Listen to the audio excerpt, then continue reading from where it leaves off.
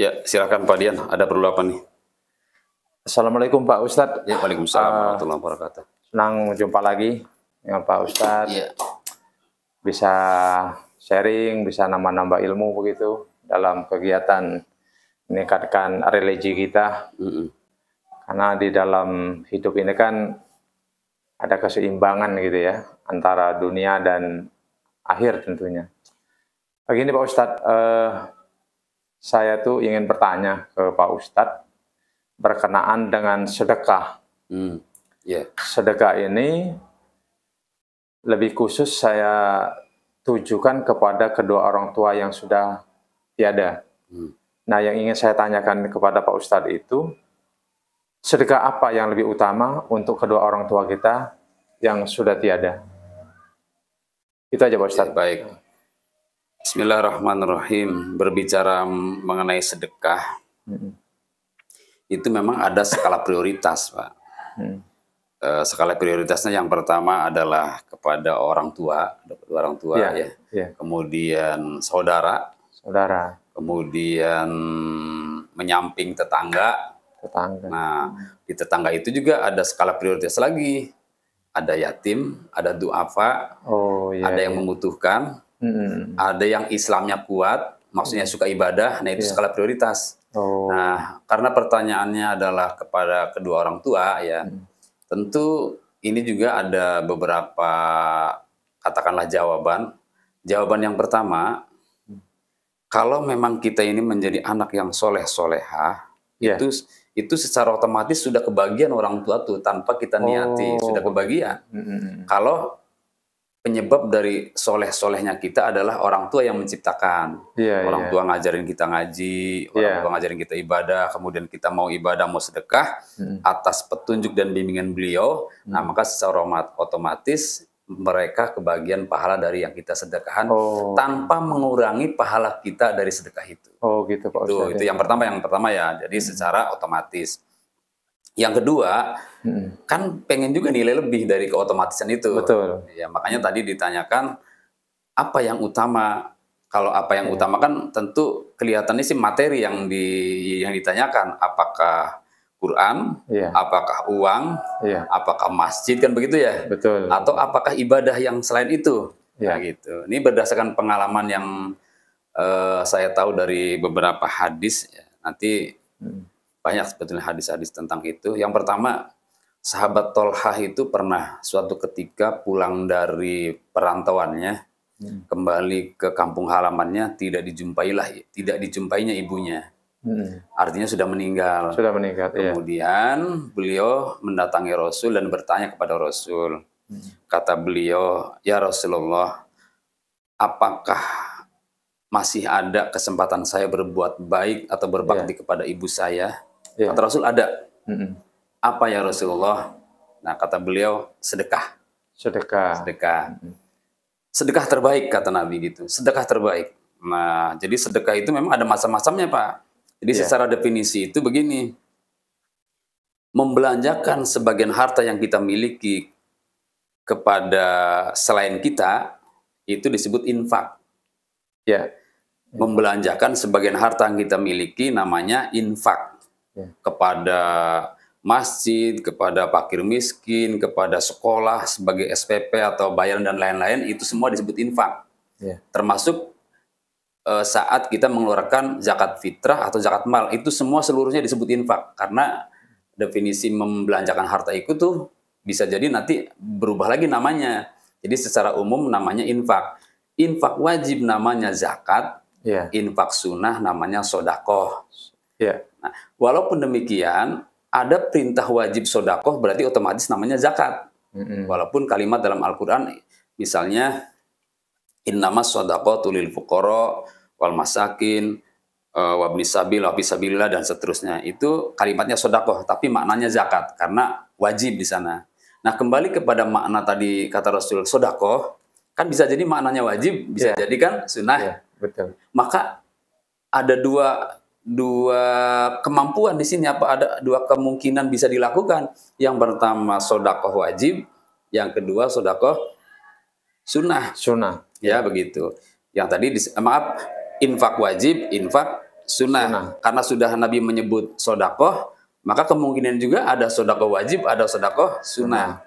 Nah, karena sodakoh wajib itu sudah ada aturannya, yaitu hanya untuk kita yang masih hidup, maka tidak mungkin kalau gitu sodakoh wajib. Betul. Berarti sodakoh sunnah. Nah, sodakoh sunnah ada dua lagi, sodakoh jariyah. Nah, yang keduanya sodakoh biasa. Ya, sodakoh biasa artinya tidak termasuk jariyah. Yang jariyah itu yang mengalir pahalanya walaupun kita sudah tiada dan barang itu masih ada. Seperti kita sodakoh ini nih, misalnya tempat baca Al-Quran, mukena, tanah, mobil, lama itu masa hancurnya. Nah, selama itu kita dapat manfaat daripada sedekah itu. Makanya disebut jariyah. Kalau sedekah makanan, sedekah uang itu habis seketika, maka tidak disebut wakaf, jariyah tidak. Nah, maka ketika Nabi menjelaskan apa yang sebaiknya kamu lakukan tolha, yaitu sedekah. Ya, maka kemudian sahabat tolha menyedekahkan taman atau kebun kurma yang terbaiknya di samping Masjid Nabawi sekarang, yang sekarang suka ada payung itu tuh. Itu wakafnya sedekahnya sahabat tolha untuk ibunya.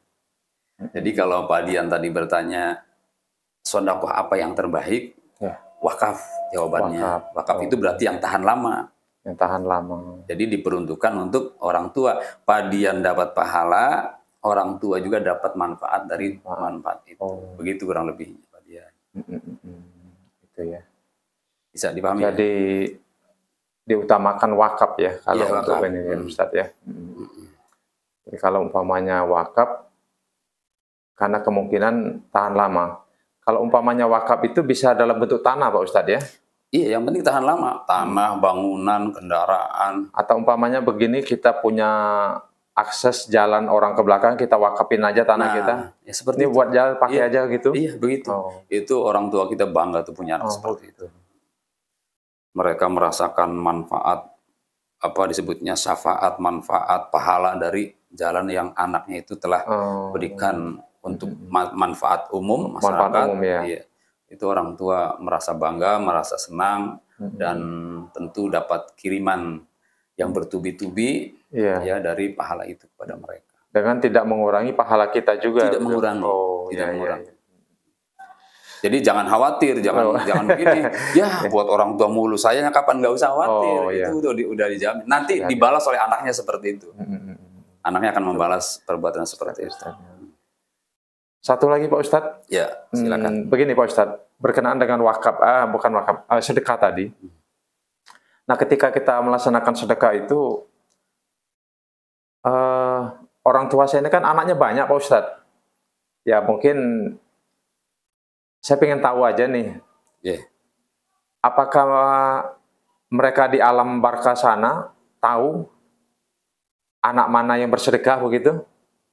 Kalau anaknya banyak nih, yang bersedekah ini anak yang nomor 4 umpamanya. Apakah dia di sana tahu? Tidak. Iya. Itu pertanyaan yang wajar lah ya. Penasaran namanya, kita kan belum pernah ke sana ya. Iya. Pak Dian pernah ke sana belum? Belum. Iya. Lalu saya juga tidak bermaksud lancang, nggak pernah ke sana kok bisa jawab gitu. Yang berhak menjawab kan Nabi. Nabi itu kan pernah diberitahu oleh Allah, bahkan pernah mengalami perjalanan spiritual ke alam-alam gaib, kan gitu, surga neraka dan lain-lain. Nah, informasi alam barzah itu kan dari Nabi. Nah, maka wajib kita beriman pada Nabi, karena memang Nabi pembawa risalah, pembawa kabar yang kadang kita gaib atau kita tidak tahu perihal seluk-beluk informasi itu atau alam yang diberitahu Nabi itu. Nah, alam barzah itu adalah alam penantian, di mana kita menanti di sana sampai datangnya hari kiamat. Nah, menanti di sana itu bermacam-macam, ada yang tidur, ada yang kelaparan, ada yang senang-senang dan lain-lain lah gitu. Tergantung amal ibadah yang dibawa atau dikerjakan saat kita hidup di dunia. Nah, kiriman-kiriman orang yang tidak kita lakukan, ya kan ada disebutnya kiriman lah bahasa kitanya. Doa-doa mereka, bacaan Quran mereka, wakaf mereka, itu dilakukan oleh kita yang hidup. Nah, dikabari kepada ahli kubur ini yang telah melakukannya, ini dari dia, itu tahu. Dia tahu. Ini sehingga makanya kan ada istilah anak soleh, anak nggak soleh. Yang nggak mungkin lah anak nggak soleh lalu dikabari oleh malaikat ini dari anakmu yang nggak soleh, kan nggak mungkin. Jadi pasti memberitahu siapa yang berbuat baik untuk ayah bundanya itu. Iya, iya.